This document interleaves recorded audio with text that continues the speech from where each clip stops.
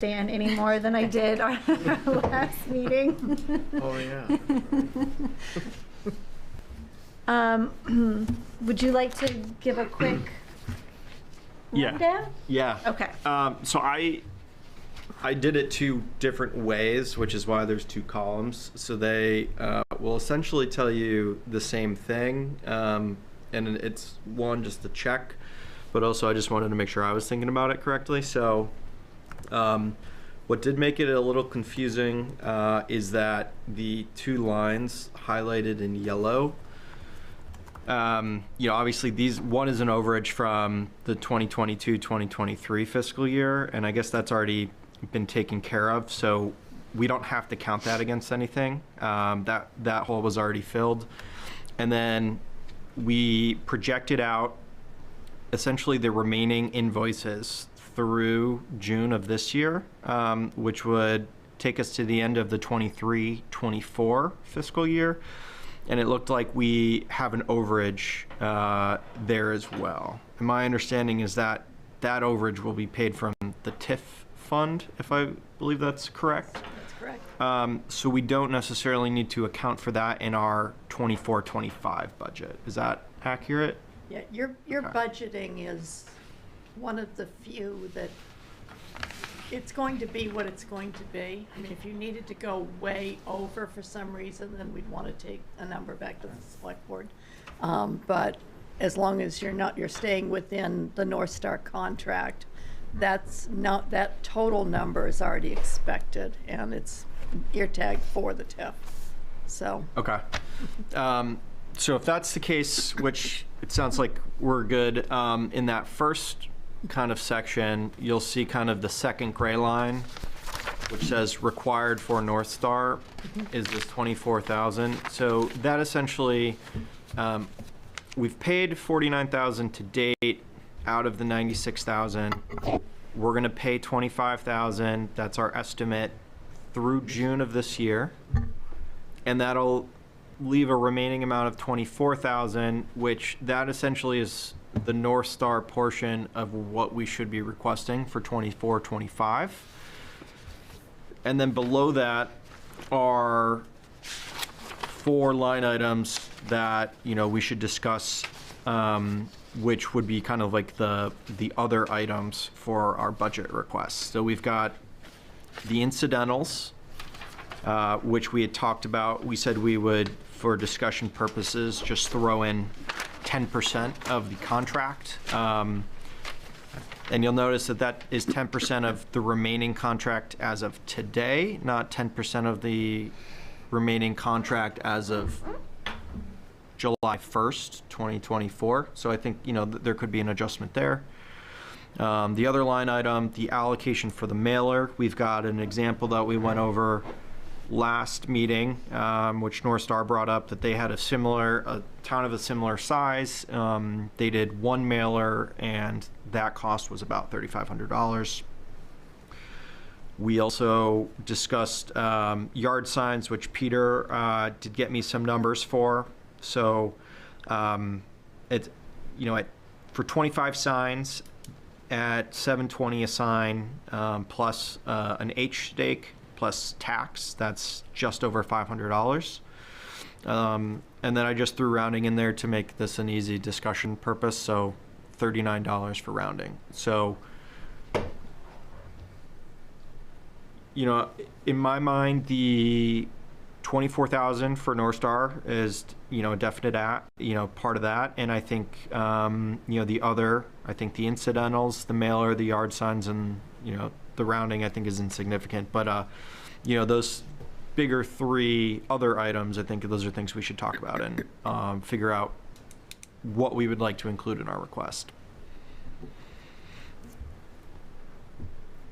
But if we did include them as they stand on the sheet, our total ask would be $33,200. So what is broken down in this incidentals budget? What are the types of costs that we'd be looking at? My guess is things like we provided food for the January 20th workshop. So sort of those unexpected kind of things that come up that we might want to spring for. And I think it gives us a little bit more leeway for mailing or outreach or paid Facebook ads, or I guess that's what I envision incidentals being used for.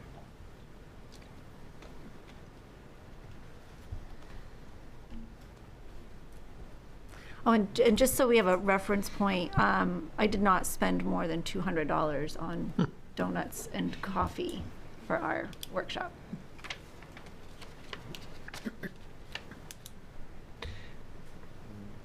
Thoughts, Peter? Yeah, I guess if I'm understanding this, John, the budget 24-25, we would need an additional 33,200? Yeah, well, if we took this as is, Yes. yes. Okay. But I think, in my mind, talking through the incidentals and the mailer are the two big of those other things, and the yard signs. Those are the three items where I think. Sure. And I would say, I would be all in favor of funding those. If we don't use them, we just use that money, it goes back to the general fund, correct? It goes back into the TIF. To yeah. the TIF. Or stay in the TIF. Yeah, so, and we're not talking about, overall, we're not talking about a huge sum of money. So, that would be my recommendation.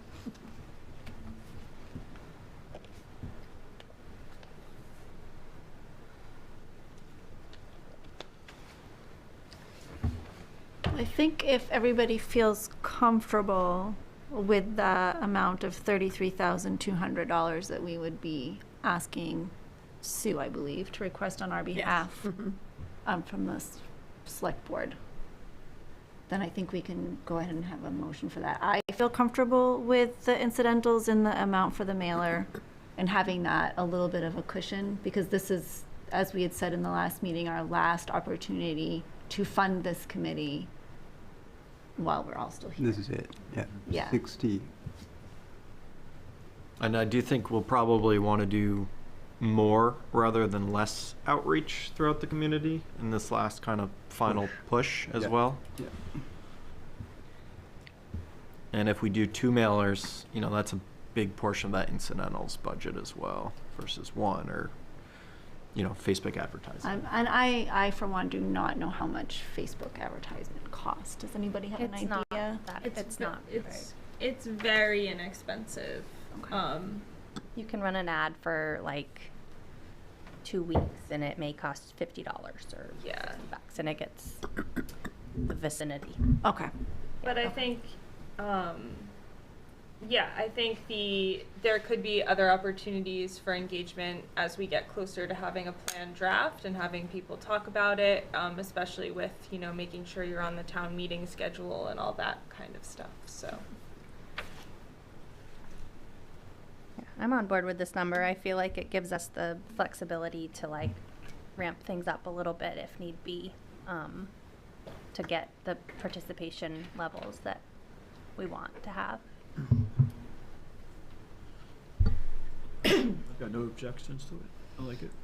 So I would move that we accept for budget year 2024, 2025 comprehensive plan, the sum of the sum of $33,200.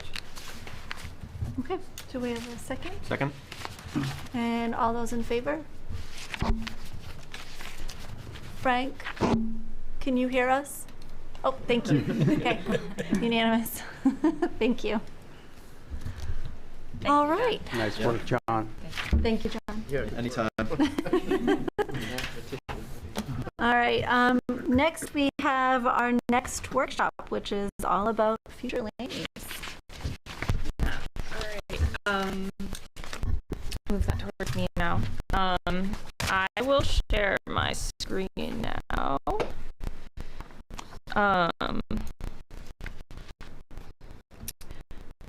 So there we go. So our next workshop, which is coming up in March, is future land use. Just to give you kind of an idea of where we are in the plan, we're over about 60% through the budget and through the timeline, but So we've done the inventory chapters, which is a huge chunk of that, the vision statement and data work in the workshop we just did. And now we're at future land use. And after future land use, we're really transitioning. We've been looking back and looking at where Raymond has been and what Raymond is like today. We're really going to start transitioning into what we want Raymond to be like in the future. So this is kind of the fun part, maybe. I think so.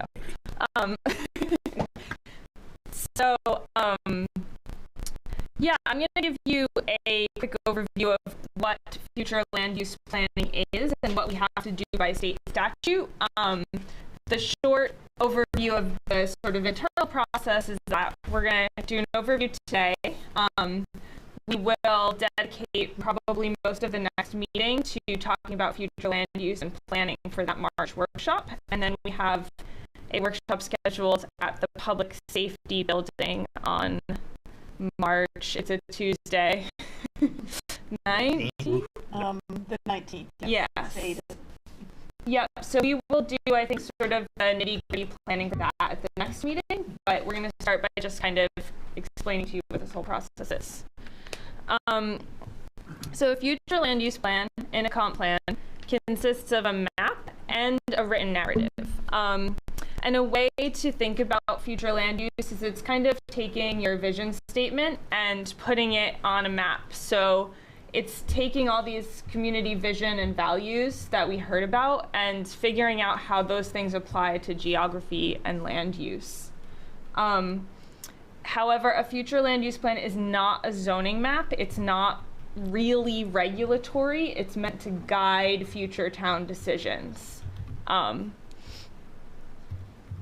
And by state statute, you have to designate growth areas and rural areas. But there's kind of a spectrum of designations you can make, spanning from critical rural, which are areas that need the most protection from impacts of development, to growth. And a growth area, don't necessarily think of growth area as like building giant things. It means the area where most change and investment will be focused, where like infrastructure might be appropriate, where town facilities might be appropriate. And you kind of have a spectrum of designations that you can choose from. So rural, things that need to be protected, open spaces, farms, undeveloped blocks of land. Growth is where we want to see investment and where we want to see change, infrastructure, facilities. And then you have the option of also having transition areas, which are kind of places that are, they're not the focused growth area, but they also don't need as much protection as a rural area. So does anybody have any questions at this point? I just want to let you know, Frank, if you do have a question, since I can't see you, just unmute yourself and make your presence known. Peter. Yeah, so as I alluded to earlier, it seems like that a lot of the statutory requirements the state's going to impose on municipalities in July is basically pivots on or is determined by a designated growth area. Guess what my next slide is, Frank. Okay.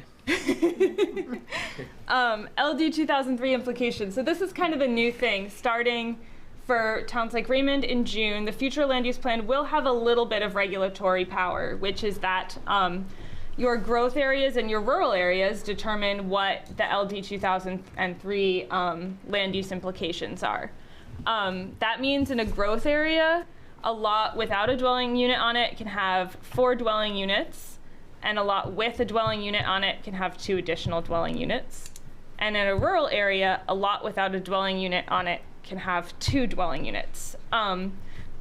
This is going to be highly dependent on Raymond's land use code and on the content, which I'm not super familiar with, because all your dimensional standards, all your town codes, your sewer requirements, your well requirements, all that stuff still applies. This is just a base density.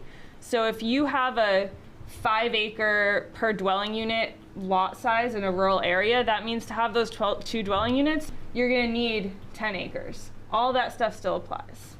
But this does impact in a growth area, you know, say I don't know what Raymond's Village zoning is actually off the top of my head right now, but you'd have to allow someone to build 4 dwelling units if they had the acreage to do so.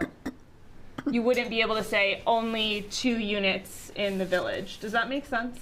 So I just want to say this in a way that applies to our acreage. Most of our, I would say like the majority of Raymond is in a 2 to 3 acre zone? Excuse me? Is the majority of Raymond in a 2 or 3 acre, like the Yes. majority, right? For the rural district, yes. Okay, so that would mean that if there's already a dwelling on there, and let's say, they would have to have 4 to 6 acres in generally to do this to. It depends how your zoning is written, whether it's written as minimum lot size or as minimum density, which I don't totally know. But yeah, I believe we're yeah. minimum lot size. Okay. Okay. Peter? Okay, so I'll ask this in a way that maybe everyone can understand it. So, as I interpret the statute, in basically, the designated growth area within a municipality is going to drive the regulations involving density. My understanding is that the way it's worded in the legislation, there's 1 or 2 ways that the state's going to accept a designated growth area. One is that if it's in the comprehensive plan and it states where those zones are.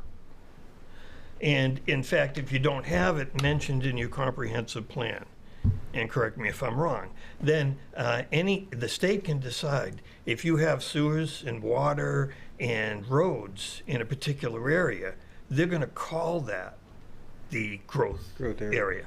Is that my understanding correct there? So it's whether either a growth area as designated in a future land use plan, or Of the comprehensive. yes. Or someone could propose a growth area development if they have the utilities to support that. So that would typically mean roads, sewer, and water infrastructure. Right. In theory, a developer could come in and say, I'm going to build an advanced wastewater high-density septic system, therefore I have the utilities to make a growth area development in a place. Sure. I think... And then they would have to convince the state that that's Yes, acceptable. and I think that kind of stuff is probably going to get hammered out in courts. Yeah. Or in more rulemaking, but that's the basic But for now, idea. basically, those are the 2 ways. Yep. And it really is dealing with density, as you talk about up here. Because one of the individuals at the workshop was very interested in talking with me about, and I think they raised the question about lot sizes. And changing lot sizes. And my understanding is there's nothing about lot sizes really mandated in LD 2003. It's all about density. So that, having said all that, and hopefully I'm not taking too much time, but my question is, have you found anything in your review that documents either of those 2 conditions in Raymond to this point? A designated growth area. Yeah, so Peter, it's like you saw my presentation already. Sure. You're predicting all my slides. So according to the Raymond 2004 plan didn't have a traditional future land use map. It just showed a zoning map. But in the text there, it says that the areas that are growth areas are the zones VRI, C, and I, which I have tried to outline in bright green in this clipped map here. And that everything else in town is rural. So that was written in the text. So that is sort of what the 2004 future land use plan was. And to my knowledge, it was accepted by the state. But our goal is to make a map that's gonna look a little different. We're not gonna use the zoning map. Correct. And I guess that was part of my concern, is that, because I've seen this, and that is a zoning map. And you just talked about how the fact that that's not really acceptable, a zoning map. So I guess I would say at this point in time, what could be challenged is that we have not identified a growth area to satisfy the statute. I would leave that up to the people at the state who certify the comp plans, but I think it was certified. So they accepted this in writing as zones VRI, C, and I are growth areas in 2004. I think the reason why we don't like to use a zoning map is because this map is intended to guide your zoning. So if you give someone, if you base it on a zoning map, then that doesn't really help you if you're going to make changes to that zoning map. Sure. I had an opportunity to talk with the planning board and ask specifically where they felt the designated growth area was. And I was told that they don't have a designated growth area, and that one of the things that the planning board was trying to do at one point was to avoid overlays. in zoning. Overlay districts? Yes, and so one of the things that they were hesitant of doing was actually designating a growth area for the town of Raymond. So, and I don't want to belabor this other than the fact that I believe in the map and in the language of going forward with writing this chapter on land use. We should make every attempt to clarify that, make it a little bit clearer so that there's no question as to what our designated growth areas are.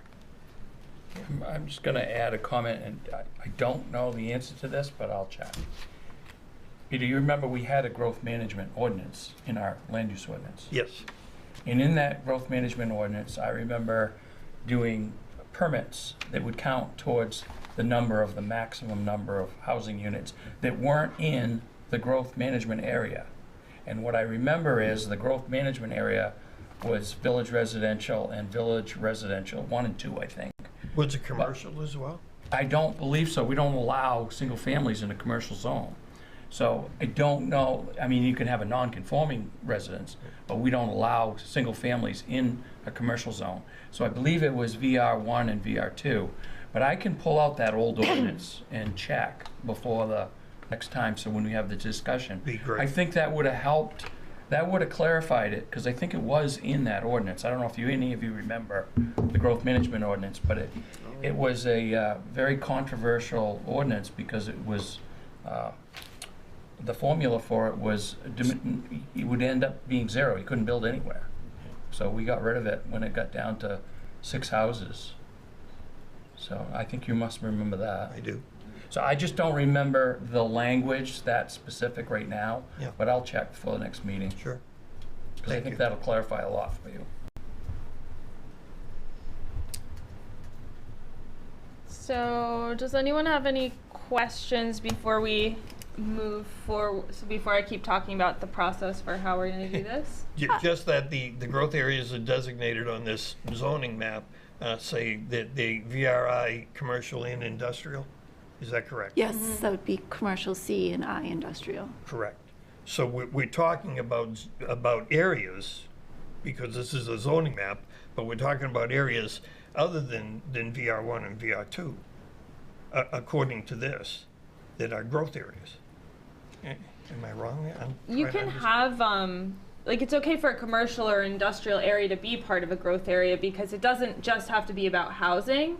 It's about where you're investing infrastructure, utilities, that kind of thing. Absolutely. So if we're developing a village, it would seem like it'd be crazy if we didn't have it and basically organized the same way as where the residentials are going to be.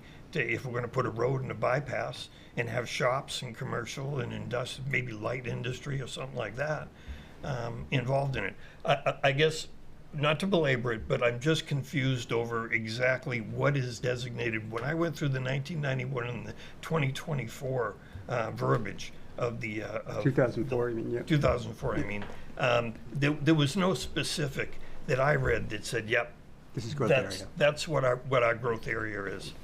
So, Yeah, it wasn't done in the typical way in 2004. and I do anticipate, as you suggest, that there's probably going to be legal challenges as far as growth areas down the road.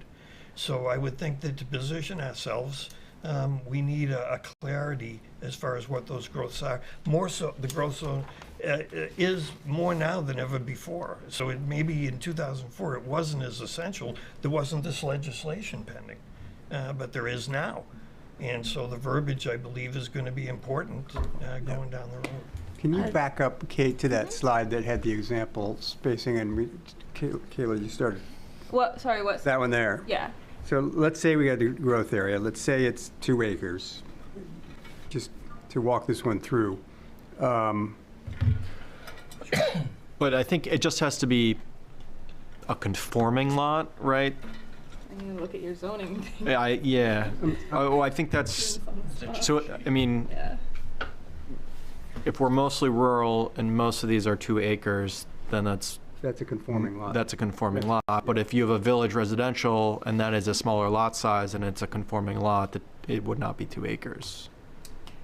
So, That's how I understand. So, Yeah. That, I mean, that I would think would drive growth. It's like, well, if I can, cram 1 more or 2 more units in this lot, what's my margin for development?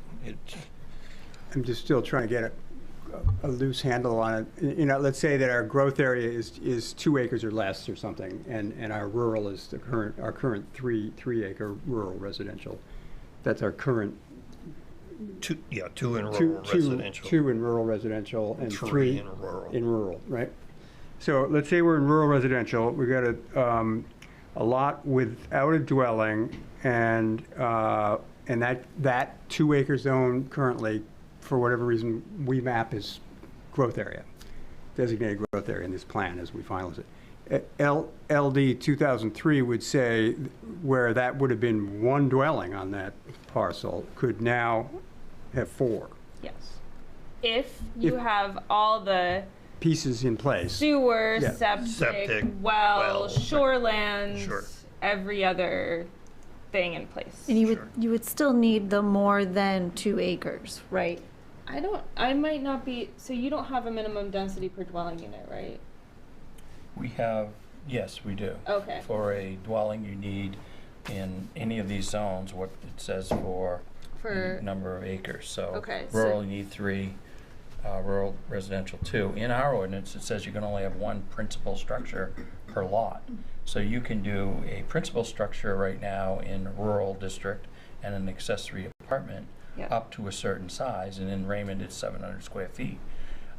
You cannot build a duplex in a rural zone, a 2-unit, unless you have double so the 4 acreage. You acres. need Yep. either 2 or 4, depending on which rural district you're in. Does that make And sense? so, yeah, and so would 2003 override that?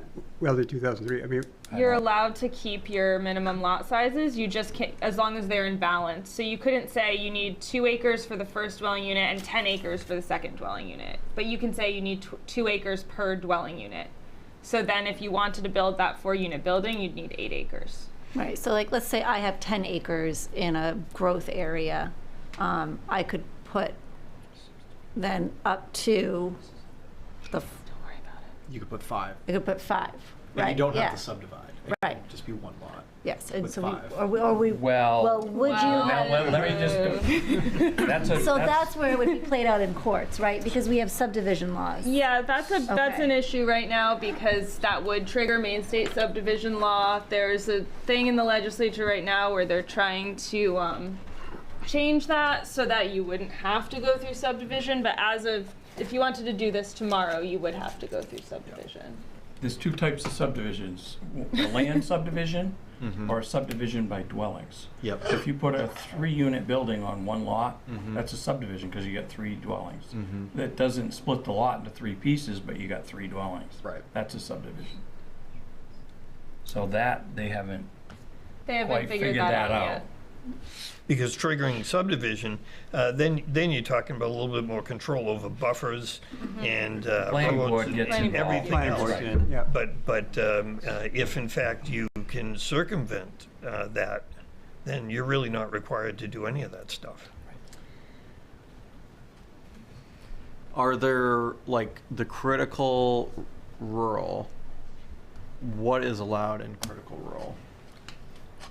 So there's a future land use map, it's not really prescriptive in that way. You're just sort of saying these places should have the most protection. I'll bring my thing back.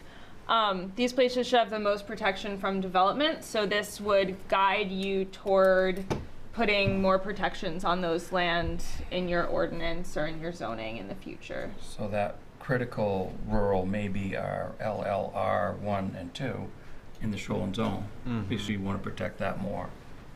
Village residential would be your most, for the growth, the most change in investment probably. Just, am I right? Yep. I So think- this is all intended to sort of guide future zoning, guide future investments, future town policy. If you're talking about building a new road, you want that to be in a growth area. There's some state funding that wants compliance with the comprehensive plan, so you can, you know, apply for DOT funding and say this thing is in a growth area, so we're investing in it, that sort of thing. I think that it's important to understand how LD 2003 it is related to this, but it's also those specifics I think are going to be determined by town ordinances and probably by court cases. So we don't need to like Get too tangled worry up in too much about 2003. that. Yeah, but pay attention to it, certainly. But we'll make a map that's compliant with the state statutes that can be used for LD 2003 in the future. Sound good? All right. I think it's really smart of us to be kicking around the nuances in the background. Yeah.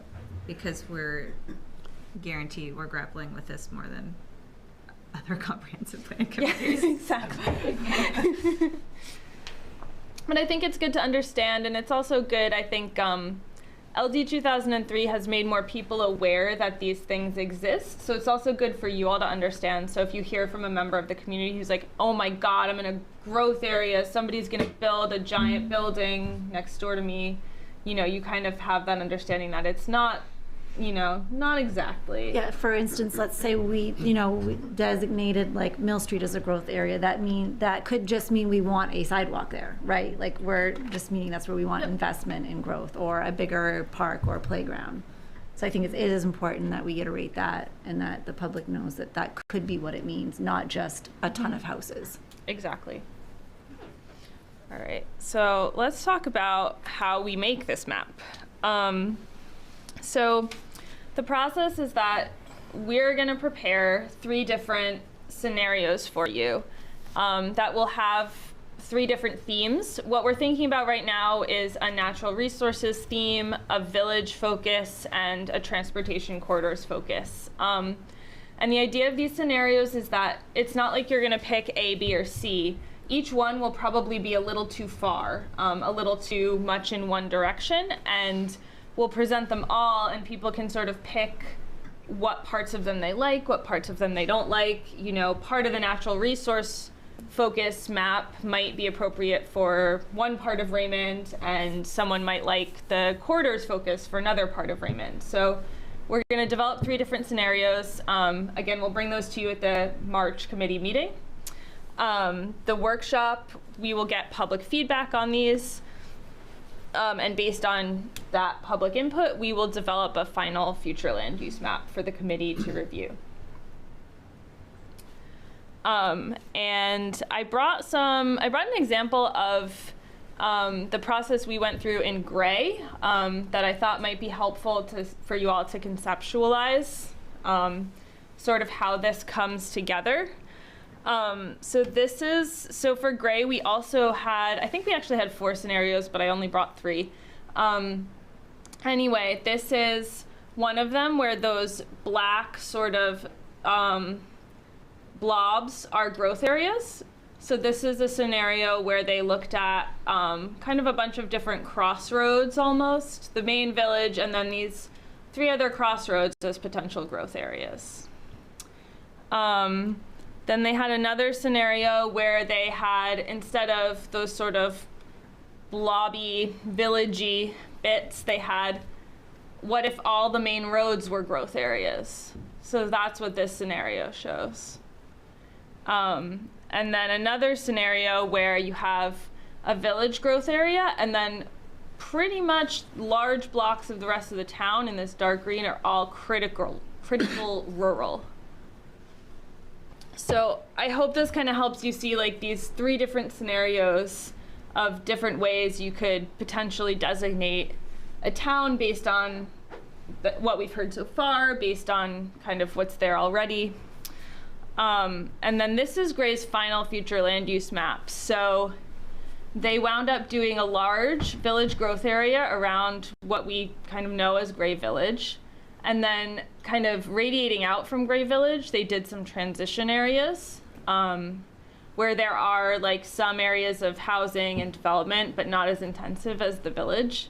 And then they designated some critical rural around the edges of Gray. And then everything that's not labeled in here is just regular rural. Does that sort of help people understand how this works? Could you flip back through those again? Yeah. Hey, just the, That's your sort of little blobby crossroads and the village. Transportation, corridors, main roads, and then that's a natural resource focus one. And then what they settled on took a little bit from all three of those. Yep. Yep.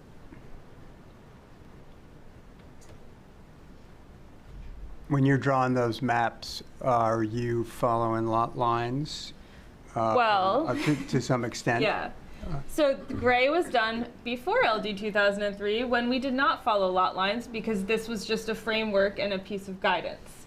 Going forward with what we've been working on now and what we'll do for Raymond, we will follow parcel lines to make Chris's life easier. That'd be good for him to hear. Maybe he already knows Yeah, that. that's all right. It'll be a surprise for him. You don't want to tell someone that 1/16 of their lot is critical and the other rest isn't. Yeah, that's I'm sure that's going to be another court case where someone has like 1/16 of their lot in a growth area. And for current, this might be a little ahead of this, but for current developments that are looking to reference a comprehensive plan, and for towns like ours that have a comprehensive plan currently underway, I'm bringing this up because in the Wyndham Eagle there was the article about the solar farm going in, and they quoted the 2004 comprehensive plan, and I just, I think odds are, I didn't actually go back and review that plan to see what aligned, but in that case, if that does, I maybe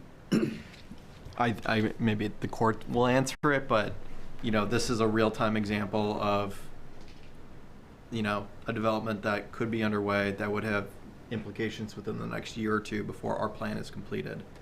But we would probably have a draft map out that this could be impacted by. I think for developers and for the town to be sort of using this in the planning board process, it's typically after the state has certified the plan. Yeah. But yeah, so I think you kind of have to use the 2004 plan until there's a new plan. I'm quite Yeah. sure you're correct. Yeah.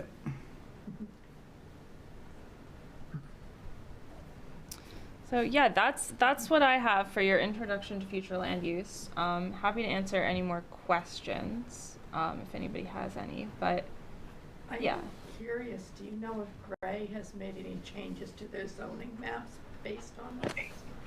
I don't know. Gray's had a lot of back and forth, is my understanding, and some internal struggles.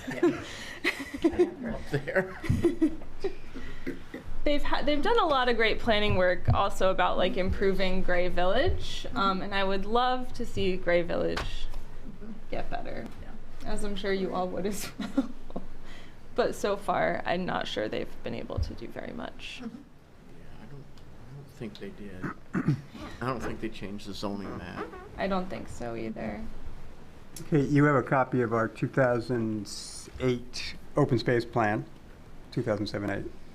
Open We space have a copy of it. I haven't looked at it recently, so. But that would hopefully inform the, some of these maps Yeah, we can totally use that to inform the scenarios. for the rural portions. Definitely. Yeah. Peter. Yeah, I guess just as far as as far as writing the future plan, land use plan, I would assume that the similar process will be that we're going to get input from the community on March 19th. And if I understand it, I may be wrong, but if a significant amount of the community came and said, we'd really like to see this area designated as a growth area, that would compel the plan to support that, correct? Yeah, I think we have to take all the public input into account. Sure, just curious, but that would be my sense. The logical step would be, we really can't finalize the future land use plan until after we've had at least this contact with the citizens. And Yep. then, of course, at the public hearing, people are going to have input as well. Yeah, so at the March committee meeting, we're gonna bring you some draft scenarios for the workshop. Then at the workshop, we'll do a presentation and then have opportunity for some activities for people to give input. And then we'll take all that and draft a future land use plan and map for the committee to help us refine. I found a old yellow sticky here that I think I wrote after the workshop at the Jordan Small School, and hearing people and thinking about everything, and kind of came up with the idea of Raymond benefiting from 3 village centers, and East Raymond's one of them as a future plan. Certainly downtown is already there, but then having something at the at 302 end of Cape, just as 3 places that are and their own kind of sub villages, and they have places to gather, and that they have places to recreate, places to gather and eat. And so I don't know how that would fit in to the maps, and maybe some other folks in town will come up with a similar idea, but it certainly seems we have kind of three areas, three Raymonds in a sense. And this particular East Raymond area is in a position to accommodate its own village feel, I think, with this plan, and heard that from a couple people at the presentation on the 20th. Yeah, if I can share something real quick that we were looking at recently too, because this is something we look at sometimes with making these maps, this is the 1871 atlas of Cumberland County of Raymond, and you can see where there were village centers in 1871. So there's this kind of where Wyndham is, 302 is now. There's kind of a little group of stuff here right at the end of Raymond Cape. There's East Raymond up here. Sorry, hard to do while I'm sharing. Look at that, a booming metropolis. Yeah. A lot of the historic buildings are, I feel like, in town. And then there's even another North Raymond. You have a post office, a school, and a one store up here.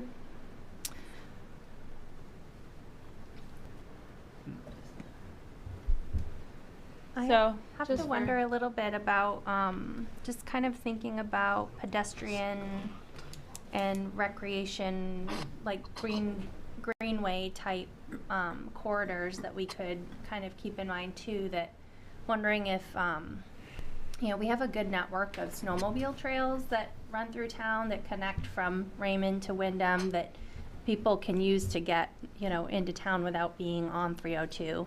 And I wonder if there are possibilities for kind of expanding those current networks to be multi-use rather than just snowmobile, if, like a greenbelt sort of a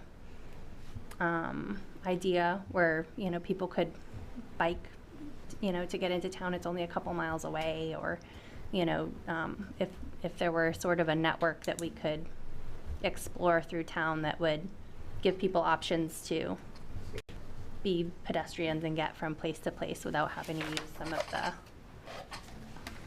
larger roads. It's a great idea, and installing bike paths and is a pretty expensive proposition on active secondary roads. But what we're sounds like you're talking about, Jackie, is more working with the snowmobile trails and existing corridors. Yeah, I mean, I trail just think corridors. we're limited in our ability to expand our roadways because of the lakes and the natural resources and everything that we have. So, you know, how could we capitalize on maybe what's already in place or alternatives to having to travel on the roads to be able to access different parts of town? Yep. We also don't have control over some of our major roads either, because they're state roads. So we can't, you know, as much as we would want a sidewalk on 85, we can't just make that happen. No, that's true, and actually, Maine DOT, on 85, since it's a main road, we would be responsible for paying a portion of that as well, so that's gets expensive as well. Do we utilize much of TIF funds to be able to kind of encourage developers or investors to come and maybe incentivize them to come by offering TIF, you know, tax relief sort of options that they could use towards capital improvement projects? Is that anything that we kind of? I don't think we have, not that I'm aware of. I think we used some TIF monies to do the sidewalk on Main Street. Yes, we did for that. I think that's also a staffing issue, Yeah. though. Yeah. Because you need staff to be doing a lot of outreach for that. And I don't think Raymond, and correct me if I'm wrong, has staffing that really is promoting our TIF district. Outreach to reach developers or who's the staff outreaching to? The staff would, developers, industry, I mean, anyone that could utilize the TIF money. I don't think we have staff or a department that has time and energy to Pursue that. make sure that, pursue it, make sure it's known. Mm-hmm. If we were to explore a bypass sort of a option where we had a major development project ahead of us, would it make sense to have a designated staff person that would kind of head that development, or is that? Well, and these kind of questions are why the selectmen had wanted to get together with the comprehensive plan and the planning board. And I believe that's scheduled for now for either March or April, to see where the boards think there will be needs for staffing. Because right now, we have the staff to keep going what we're doing right now. We don't have a lot of extra staff sitting around wondering what to do with themselves, that they could pick up a major project like that and do it justice. Right. We might be able to make something limp along, but that's not really in the best interest of Raymond. Well, and maybe too, you know, since Wyndham has maybe this new 10-year plan of what their development is, you know, do we have kind of a liaison where we're connecting with Wyndham to coordinate some efforts in development or growth and planning, maybe? Your point is well taken. It's, just trying to throw things out there. It's very important because that's one of the, Sue just mentioned, the staffing issue. We don't have an economic development person like Wyndham does. Right. And that would be the liaison, would be the economic development person. They have a staff of many more assessors and assessors helpers in Wyndham than we do here. We have Kurt and an assistant, and you know, Kurt's only here, what, 1 day a week? 1 day a week, and she takes care of two So other we don't have departments. the staff. So the liaison has always been town manager or code enforcement or a planner for these ideas. But I think point well taken. And if we're going to talk with the other boards, It's something that is probably a need, and while we're going through this, it may help us achieve our goals. Could it be something that our comprehensive plan includes, is the recommendation to Oh, certainly. have something Absolutely. like that? Absolutely. Yeah. Yep. Okay. That's one of the pieces I'm looking forward to seeing come out of this, is how we can expand town services and offer more for the citizens and businesses and other areas. Okay. Peter? Yeah, so just a couple of things related to that. Number one is that at the last select board meeting, there was discussion by the finance director, basically suggesting that another revenue stream for the town that hasn't been tapped is grants. And the fact that really what was discussed was, well, you can't really assign that to anyone now. They are already over-assigned as it is. Yeah. But the discussion was, would it make sense to come up with resources to get a professional grant advisor, a writer, someone that can search these grants and get more of a revenue stream, new stream into the town. Secondly, just as far as the self-assessment checklist, the last entry under the future land use plan, under strategies, was that the comprehensive plan should direct a minimum of 75% of all new municipal growth-related capital investments into designated growth areas identified in the future land use plan.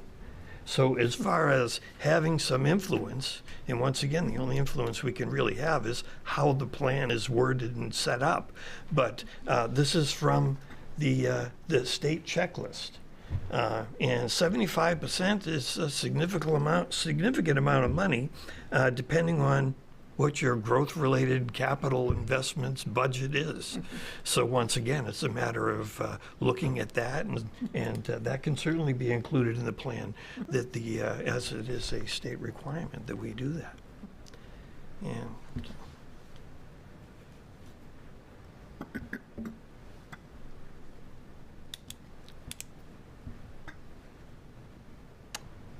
Any other discussion on that? I think that's all I had. If everyone feels like you know where we're going with future land use. Do we need to discuss workshop planning at all tonight? I think we are going to do that for the next meeting. This one should be significantly easier as it's 2 hours and more formal. I think again, some evening appropriate snacks, you know, maybe some chips or cookies or something we could do. Water. Chris wants popcorn. Well, she started it. Are we gonna do signs for this one? Is that what, or no? I don't know. I believe we discussed earlier that this is the one we wanted to really hammer in and try to get as much participation as possible. Is that correct? I think that's, from my recollection, we had talked about that we felt that this was more important to get input in from the public.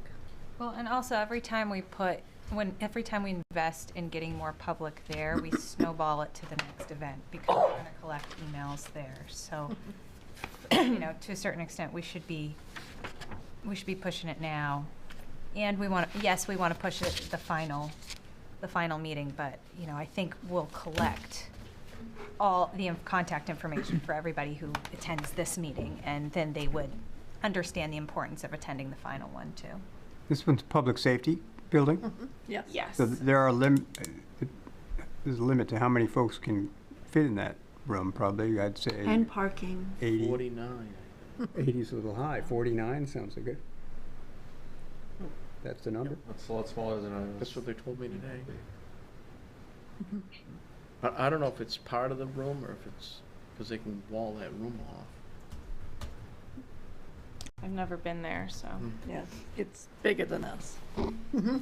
I think, you know, for a weeknight meeting, you know, if you get like 30 to 40 people, that would be really good. Right. We can look into, we'll do an online component again and either record our presentation or we'll just like pre-record it so we can put it on the website and get input from people afterwards as well. We did collect a lot more emails after the workshop. So hopefully that helped too. We can look into doing a Facebook ad too. Like, those are pretty cheap, and you can actually set the amount you want to spend. So we can even say we only want to spend $10 on this. You know, they're really cheap. Like, that's a reasonable amount of money. So we can look into doing that, maybe even before and after the event. So if people didn't get a chance to go, they can participate online.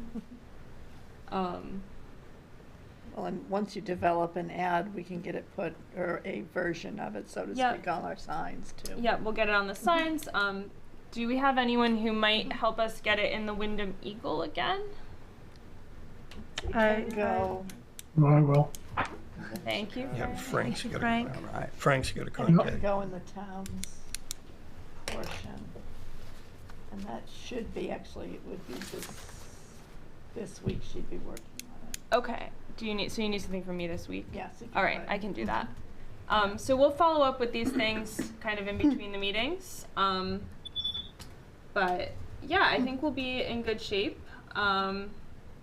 I did want to, this is not related to future land use, but I did want to give a special thank you to Frank, who did some listening sessions with the residents at Jordan Bay Place and with the beautification committee leader. So I don't want to put you on the spot, Frank, but I just wanted to thank you for volunteering to do that. It was very nice of you. No problem. Good You job, wrote Frank. lovely reports that we will share.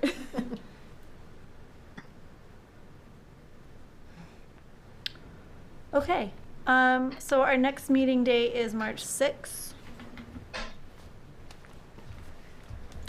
And now it's time for committee comment. And I don't know if Frank, you want to talk a little bit about your interview. Well, I'll send copies of what I did to all the members. Okay. It was pretty enlightening, actually. I enjoyed both sessions.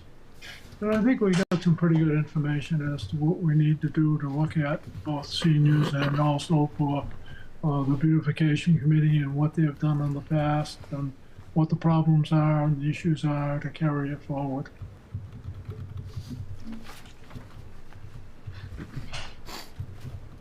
Peter? Yeah, I'd just like to mention that there is a bipartisan sponsored Senate bill, LD 2101, which is an act to strengthen shoreline zoning enforcement. And it's been referred to the Committee on State and Local Government, so they're going to be looking at it. And what this bill authorizes is a municipality to restrict, suspend, or revoke any issued permit to an owner of real estate who violates shoreline zoning ordinances. It also authorizes the municipality to place a lien against the real estate owner for all costs incurred by the municipality and any unpaid penalties related to the ordinance violation. So I just thought, for anyone who hasn't seen that, it's currently being studied. It was a bipartisan bill, and it was co-sponsored by Jessica Fay, our representative from Raymond. Yes.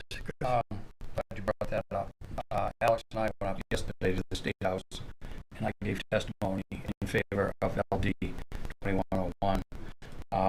That was somewhat spawned out of the support we got from the residents of the Cape. We had 280 signatures in favor of supporting the town's efforts in that enforcement action. So we had several nights at the Hawthorne House speaking, and Tim Nangle, the bill sponsor, and Jessica Fay participated in that, and they listened to us, and they listened to the residents, and they did come up with this bill that is very well received so far. There was probably 80% of the people at the committee hearing yesterday were in favor, just a couple of people not in favor. So we'll see where that goes. It may need a little refinement, but it would allow us to lien a property, which would help expedite these cases that go on and on and on. And it would hopefully deter people from trying to buy a violation. You know, getting the $1 million view and only paying a couple $100,000 in fines, you still win. So basically, this bill would allow us to revoke permits, not issue permits, and lien the property until the violations are corrected. Now, I think they'll have to have some kind of a definition of what an egregious violation is. That hasn't been developed yet, but the idea and the concept is very good. And I was well received up there. It was good, and I think it's going to hopefully move forward. Chris, so the lien wouldn't be based on the penalty damages themselves. It would be based on. No, we just hold the land hostage until you come into compliance. But I think it would have to be, my thoughts are, and we did talk about this, but it hasn't been written into the bill, is the fact that we don't want to do that for every little homeowner that cuts a tree down on their waterfront property and by accident. And we don't want towns or municipalities or the Land Use Commission to abuse it. So there'll probably be some way of maybe having the town selectmen or the council decide what properties get a lien and which ones don't. You know, you could have an overzealous code enforcement officer that just says we're going to lien everything till you clean it up. That's not what the intent is. It's for those big ones, and we'll see how that vets out. Chris, can you, I don't know if you're able to, can you share what the 20% of people who were opposed to this? Well, yeah, I can. Basically, it was the lumber industry, because they own so many parcels that are linked together. So if they had a major violation on, let's say, Little Wilson Pond up near Moosehead, and they own land, 50 miles away on another, but they're all interlinked because it's Plum Creek or some other large landowner, they don't want it to be punitive to them. So there's going to be some back and forth on that. So it sounds like residents. But residents of the lakes and people that have witnessed these violations, they were all in favor of it. It was basically two groups, the Woodland Association, I don't know the technical names of them, but they were both Woodland. Forest Council. Yeah.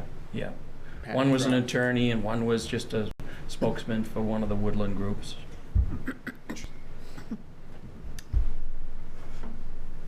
Thanks for doing that, Chris. Yeah, Thanks for making that trip.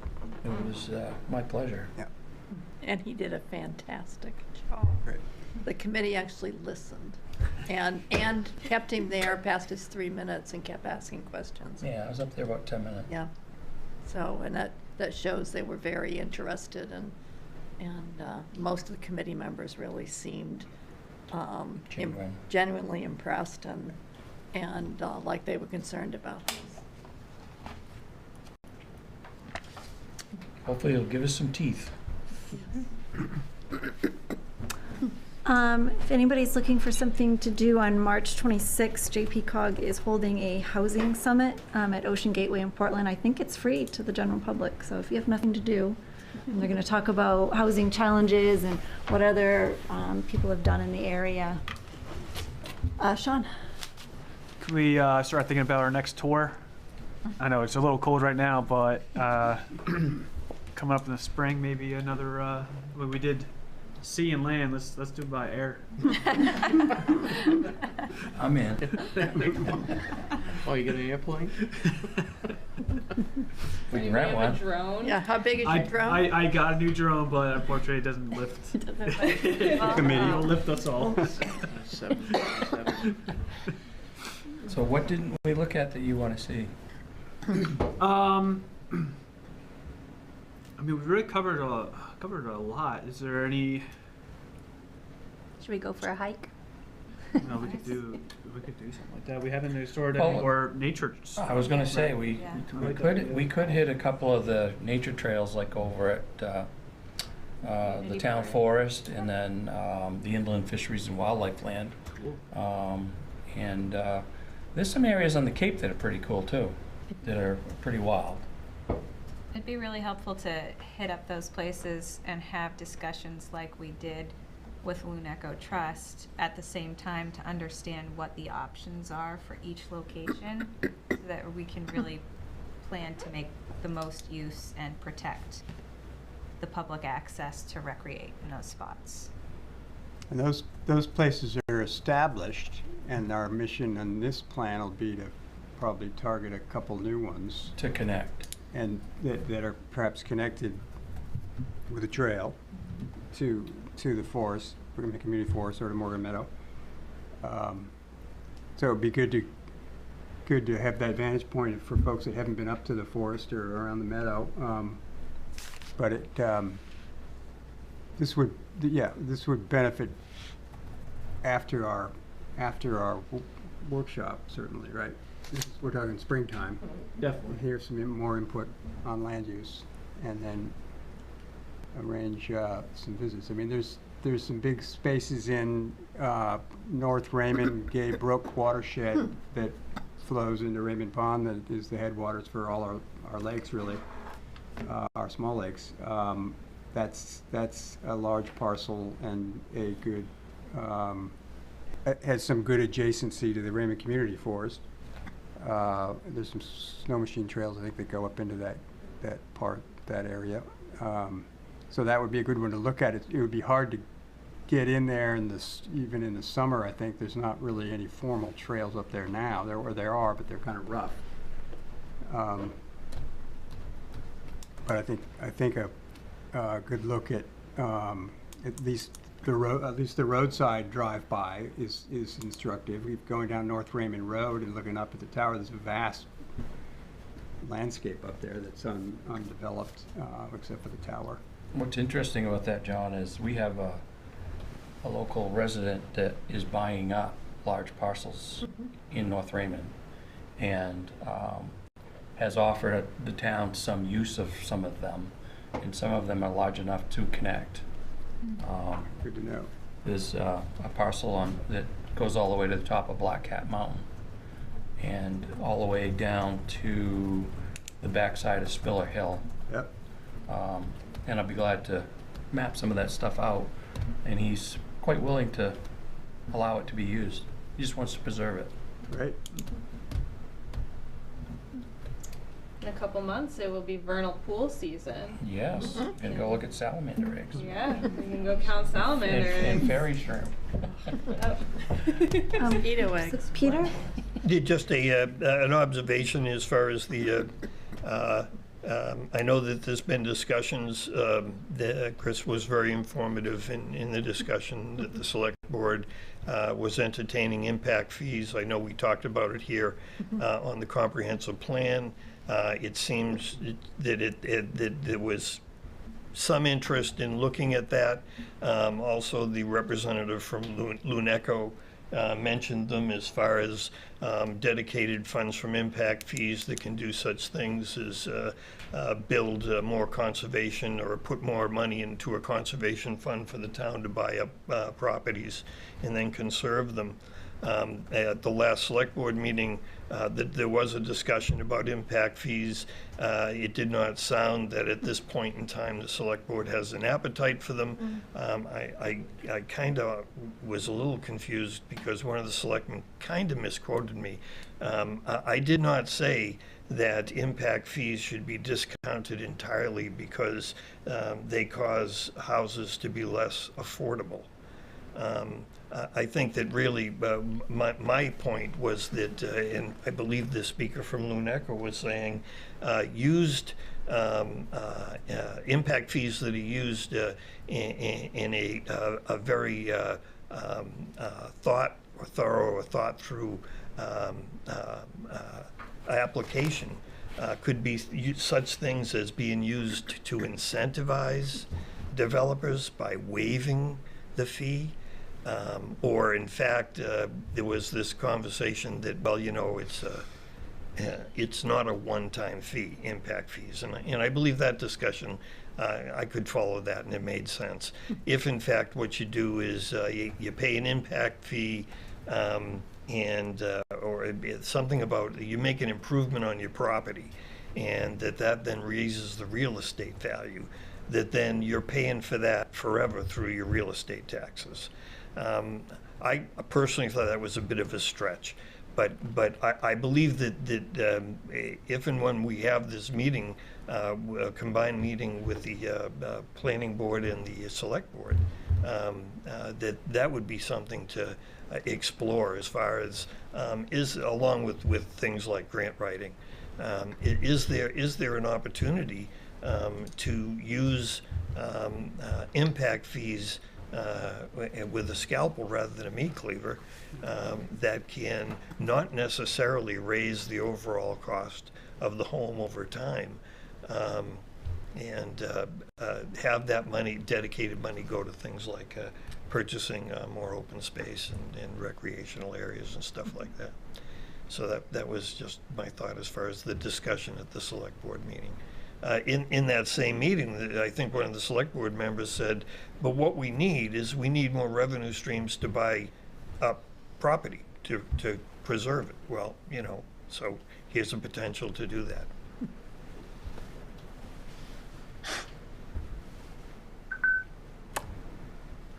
Anybody else?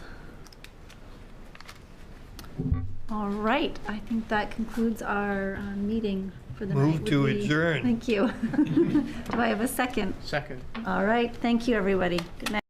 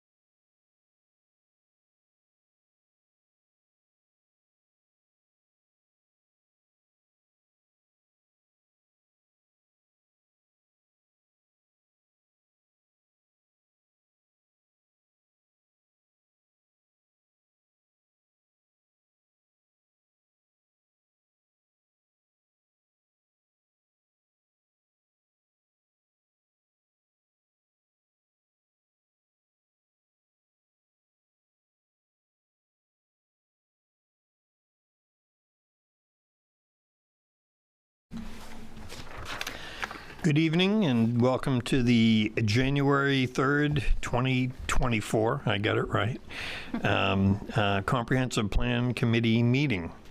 We'll call that to order, and I will note that there is a quorum here tonight. First order would be review the minutes of the December 6th, 2023 meeting for approval. I assume everyone's had an opportunity to look at that, and I would, if there are no corrections or additions, I would ask for a motion to approve. So moved. See, it is moved, and we have a second. All in favor? And they are approved unanimously. Thank you. Next on the agenda under old business is a report from the work group on the draft vision statement. Yep. So we spent a lot more time taking into all the feedback we got internally from the committee and also from North Star Planning. We added some because it was a very brief vision statement previously, and some of the feedback we got was, describing the town a little more or describing what is important within the town. And so one of the things we leaned into was, saying some of the natural resources we love and would like to protect, Sebago Lake, and naming the lakes and the ponds, and, some of the parks and forests that we have in town. So taking some of those ideas, adding them in, and then, so we did send it over to North Star yesterday, and I don't know if they've made any wordsmithing edits, but I think, we're in a, it is a little too long for me to read out loud, so I won't read it right now, but I do think, we're happy to pass it around and share once, North Star's kind of gave their, any edits they have. Sure. Kate, any additions or anything, or? comments? Yeah, I think we've taken a look at it briefly. I think it's definitely good, definitely on the right track. We'll probably maybe do some wordsmithing and rearrange some sentences, but I think the idea is pretty good. Yeah, you all did a great job. It definitely, like, you hit all the things we said about, like, being more specific and kind of nailing down some of that stuff. So yeah, thank you for all your work on it. So we'll plan on, you know,